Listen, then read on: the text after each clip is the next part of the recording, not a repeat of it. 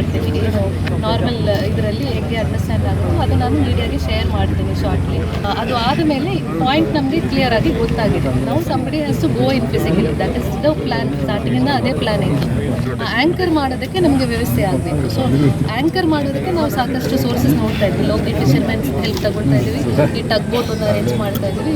ಪ್ಯಾಂಟೂನು we will try to bring because they are also wanting it. We will try to arrange for the platform also. ಇದೆಲ್ಲ arrange ಮಾಡಿ ಹೆಂಗೆ anchor ಮಾಡ್ಬೋದು, ಆ technical team has to guide us.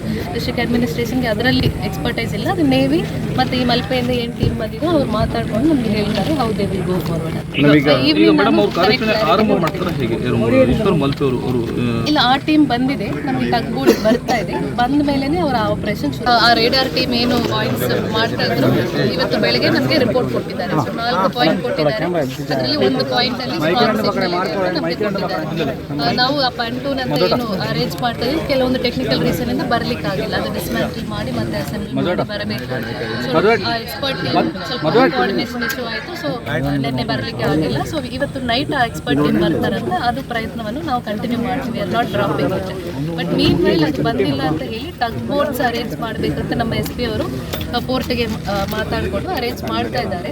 River side ಕೂಡ ನಾವು search continuous ನಡೀತಾ ಇದೆ, ಅದರಲ್ಲಿ ಯಾವುದು ಸ್ಟಾಪ್ ಇಲ್ಲ. We have requested coast guard helicopter ಕೂಡ ಮತ್ತೊಮ್ಮೆ ನಾವು ಕೇಳಿದ್ವಿ ಇನ್ನೊಂದು ರೌಂಡ್